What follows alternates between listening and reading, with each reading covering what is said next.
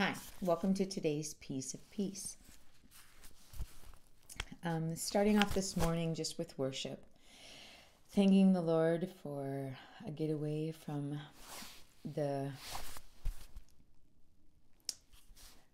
activities in Minneapolis and going away in our camper for a day or two.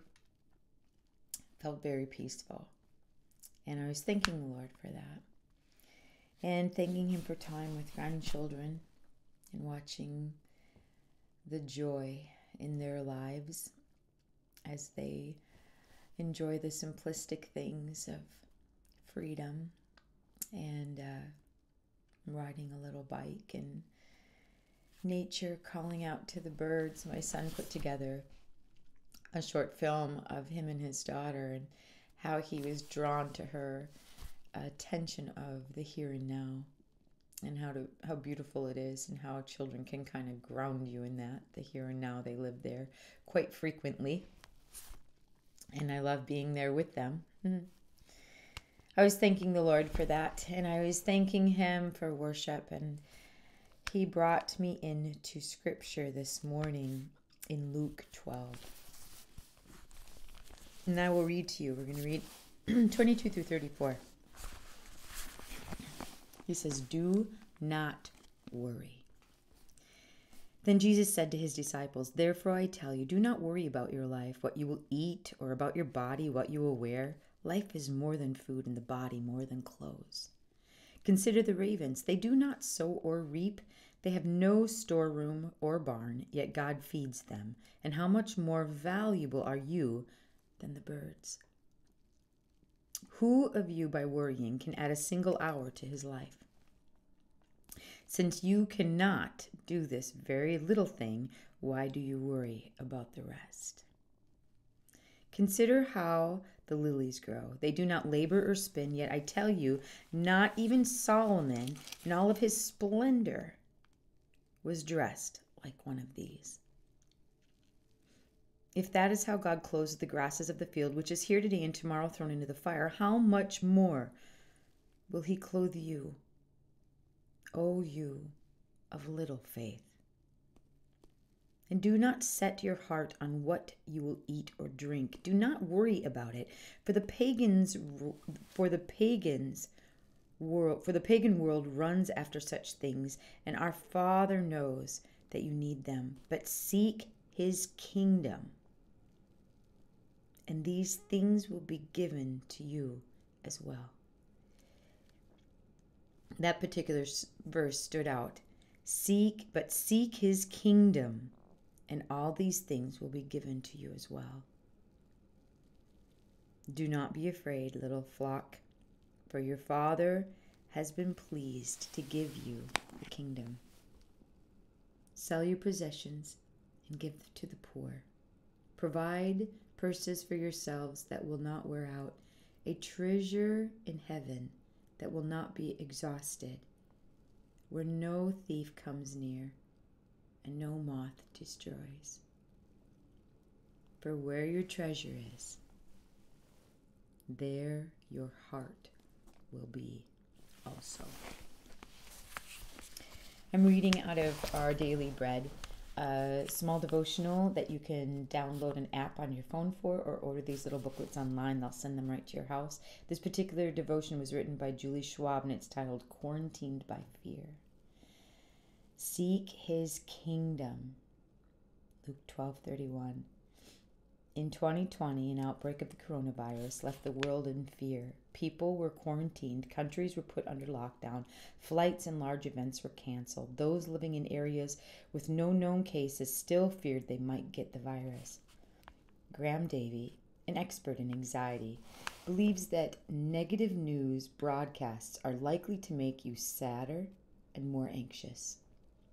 A meme that circulated on social media showed a man watching the news on TV, and he asked how to stop worrying. And in response, another person in the room reached over and flipped off the television, suggesting that the answer might be a shift in focus. Luke 12 gives us some advice to help us stop worrying. Seek His kingdom. Stay in his presence. Seek his kingdom. We seek God's kingdom when we focus on the promise that his followers have an inheritance in heaven. When we face difficulty, we can shift our focus and remember that God sees us and knows our needs. Jesus encourages his disciples, "Do not be afraid, little flock, for your Father has been pleased to give you the kingdom." God enjoys blessing us. Let's worship him, knowing he cares for us more than the birds of the air and the flowers of the field. And even in difficult times, we can read the scriptures, pray for God's peace, and trust in our good and faithful God. Julie's charge was this: what's causing you to fear today? What's one thing you can do to seek God's kingdom when you begin to worry? And her prayer was this: loving God, instead of living in fear or worry, help me to focus on your care for me. Why don't we start to write out the beautiful things that he's doing around us? Why don't we start to write out the peace that we're finding?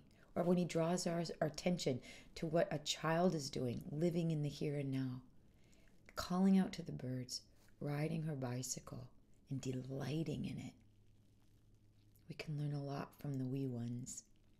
Let's get our focus on Jesus and off of all that's going on around us. Get our focus on Jesus. That brings me to Jesus Calling. It's Sarah Young's book, and you can order that book online. She writes from the perspective of God speaking to us. Today says, "I love you, regardless of how well you are performing.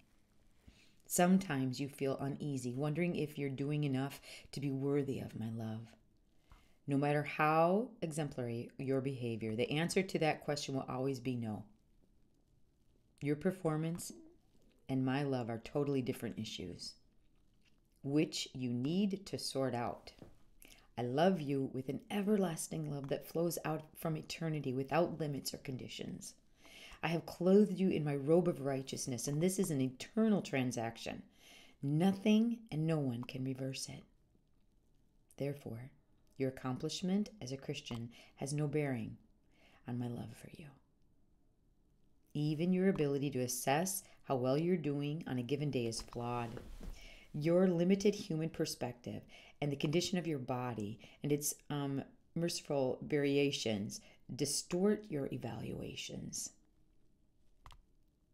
Bring your performance anxiety to me and receive in its place my unfailing love.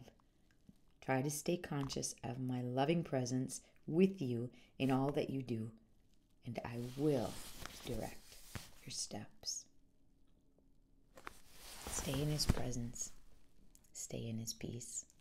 That's today's piece of peace. God bless you.